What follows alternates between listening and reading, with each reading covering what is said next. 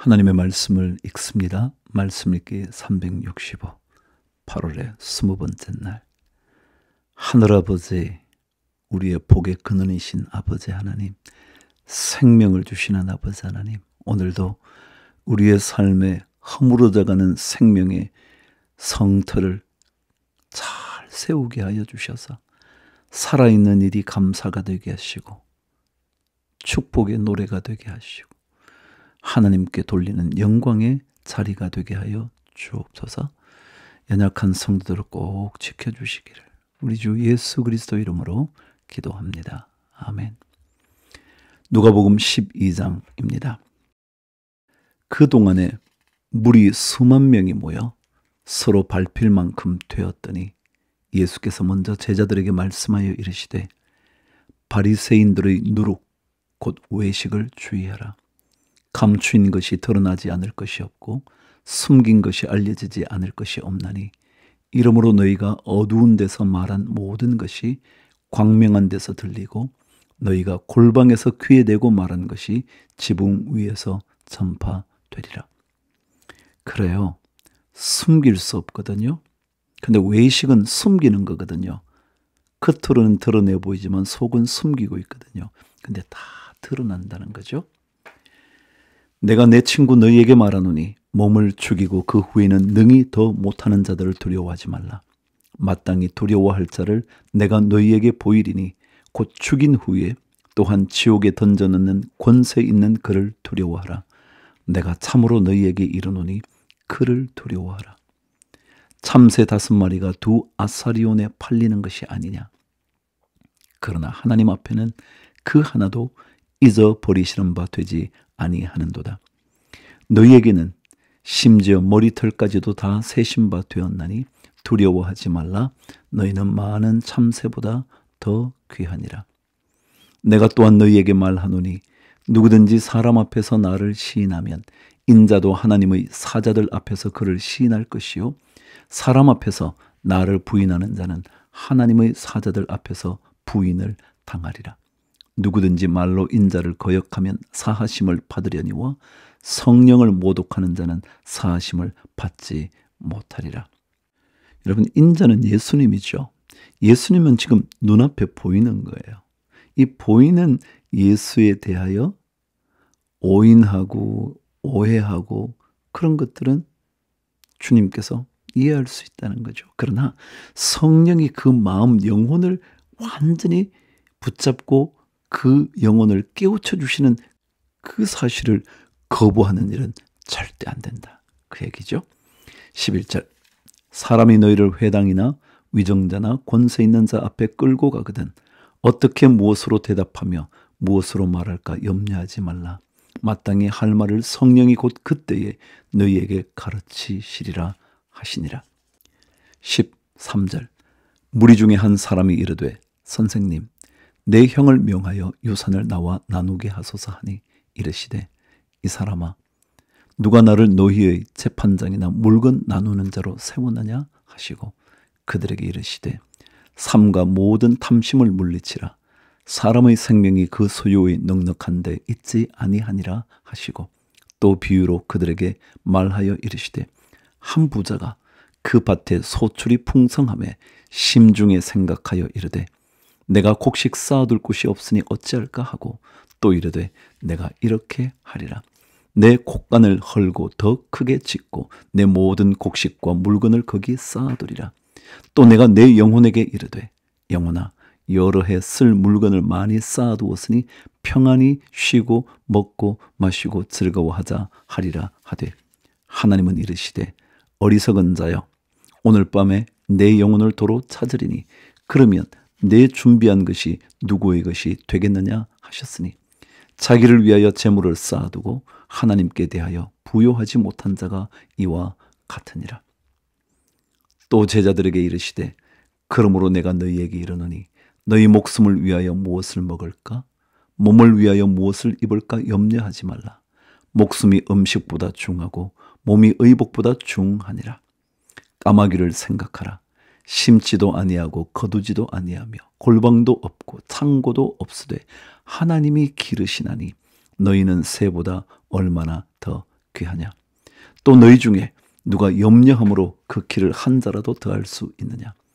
그런즉 가장 작은 일도 하지 못하면서 어찌 다른 일들을 염려하느냐? 백합화를 생각하여 보라. 실도 만들지 않고 짜지도 아니하느니라. 그러나 내가 너희에게 말하노니 솔로몬의 모든 영광으로도 입은 것이 이 꽃 하나만큼 훌륭하지 못하였느니라. 하나님께서 창조하신 그 자연들을 바라보면, 혹은 생물들을 바라보면 얼마나 신비로운지 말이죠. 28절, 오늘 있다가 내일 아궁이에 던져지는 들풀도 하나님이 이렇게 입히시거든. 하물며 너희 일까 보냐? 믿음이 작은 자들아. 너희는 무엇을 먹을까 무엇을 마실까 하여 구하지 말며 근심하지도 말라. 이 모든 것은 세상 백성들이 구하는 것이라. 너희 아버지께서는 이런 것이 너희에게 있어야 할 것을 아시느니라. 다만 너희는 그의 나라를 구하라. 그리하면 이런 것들을 너희에게 더하시리라. 적은 무리여 무서워 말라.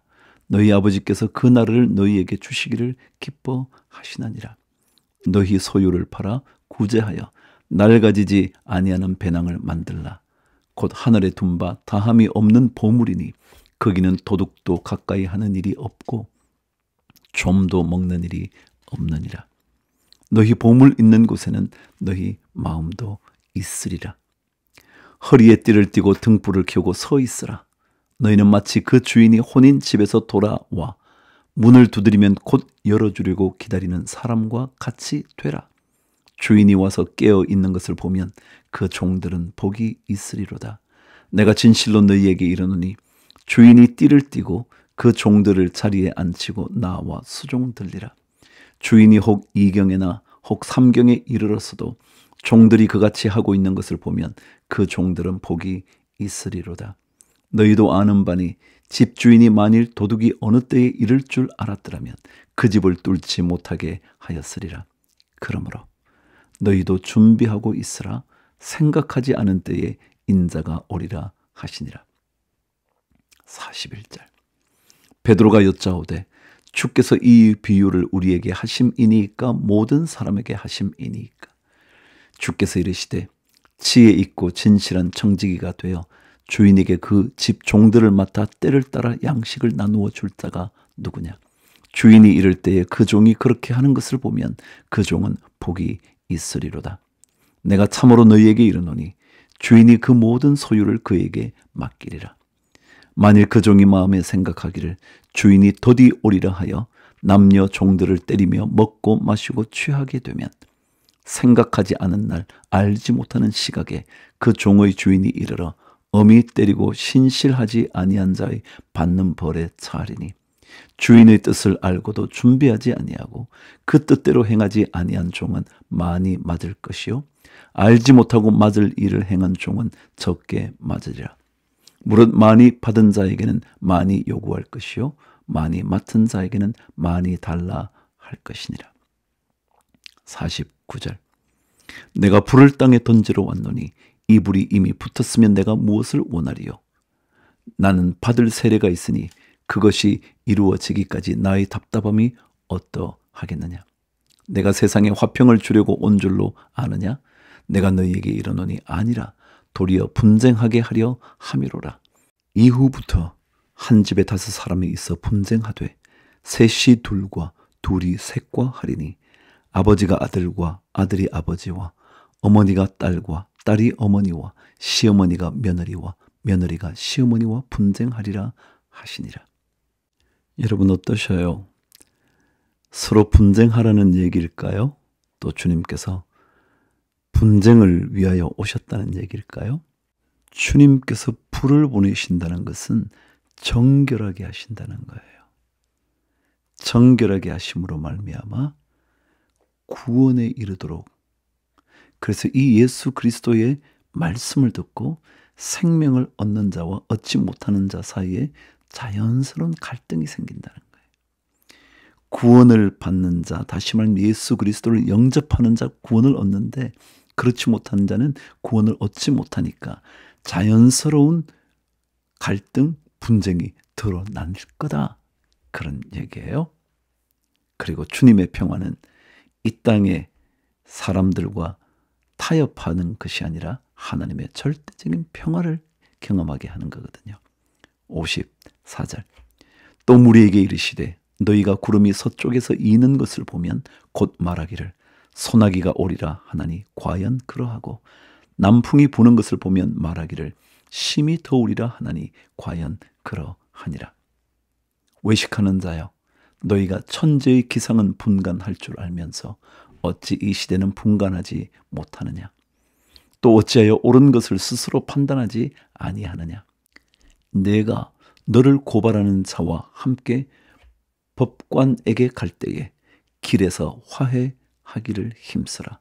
그가 너를 재판장에게 끌어가고 재판장이 너를 옥졸에게 넘겨주어 옥졸이 옥에 가둘까 염려하라.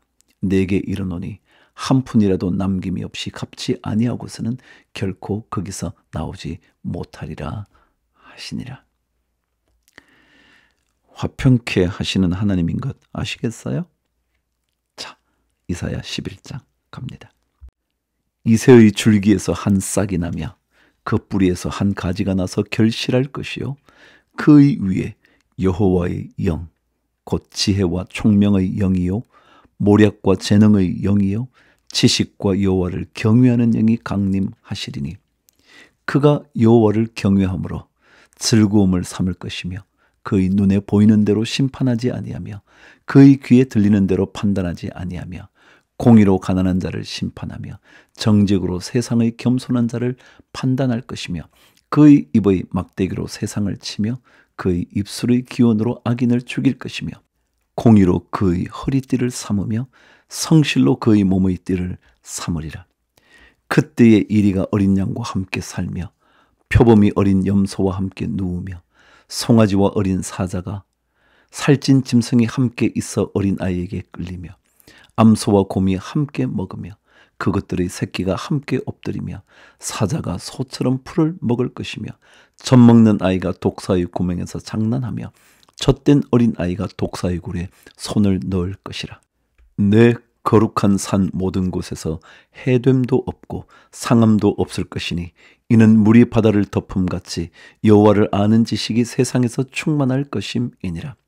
그날에 이새의 뿌리에서 한 싹이 나서 만민의 기치로 설 것이요 열방이 그에게로 돌아오리니 그가 거한 곳이 영화로우리라.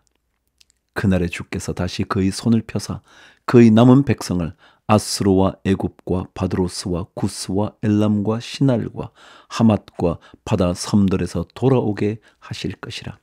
여호와께서 열방을 향하여 기치를 세우시고 이스라엘의 쫓긴 자들을 모으시며 땅 사방에서 유다의 흩어진 자들을 모으시리니 에브라임의 질투는 없어지고 유다를 괴롭게 하던 자들은 끊어지며 에브라임은 유다를 질투하지 아니하며 유다는 에브라임을 괴롭게 하지 아니할 것이요 그들이 서쪽으로 블레셋 사람들의 어깨에 날아앉고 함께 동방 백성을 노력하며 에돔과 모압에 손을 대며 암몬 자손을 자기에게 복종시키리라. 여호와께서 애굽 해만을 말리시고 그의 손을 유브라데 하수 위에 흔들어 뜨거운 바람을 일으켜 그 하수를 쳐 7갈래로 나누어 신을 신고 건너가게 하실 것이라. 그의 남아있는 백성 곧 아수르에서 남은 자들을 위하여 큰 길이 있게 하시되 이스라엘이 애굽 땅에서 나오던 날과 같게 하시리라. 여러분, 하나님께서 회복시켜 주시는 그 이야기가 다윗 왕조, 다윗 왕으로부터 쫙 나오는 거예요. 바로 예수 그리스도를 이미 예표하면서 계속 그 얘기를 하는 거예요. 이새의 뿌리에서 한 싹이 나요. 다윗 그리고 예수 그리스도의 계보가 이어지는 거죠. 12장. 그날엔 내가 말하기를 여호와여 주께서 전에는 내게 노하셨사오나 이제는 주의 진노가 돌아섰고 또 주께서 나를 안위하시오니 내가 주께 감사하겠나이다 할 것이니라. 보라, 하나님은 나의 구원이시라. 내가 신뢰하고 두려움이 없으리니 주 여호와는 나의 힘이시며 나의 노래시며 나의 구원이심이라. 그러므로 너희가 기쁨으로 구원의 우물 들에서 물을 기르리로다. 그날에 너희가 또 말하기를 여호와께 감사하라. 그의 이름을 부르며 그의 행하심을 만국 중에 선포하며 그의 이름이 높다 하라. 여호와를 찬송할 것은 극히 아름다운 일을 하셨음이니 이를 온 땅에 알게 할지어다. 시온의 주민아 소리 높여 부르라.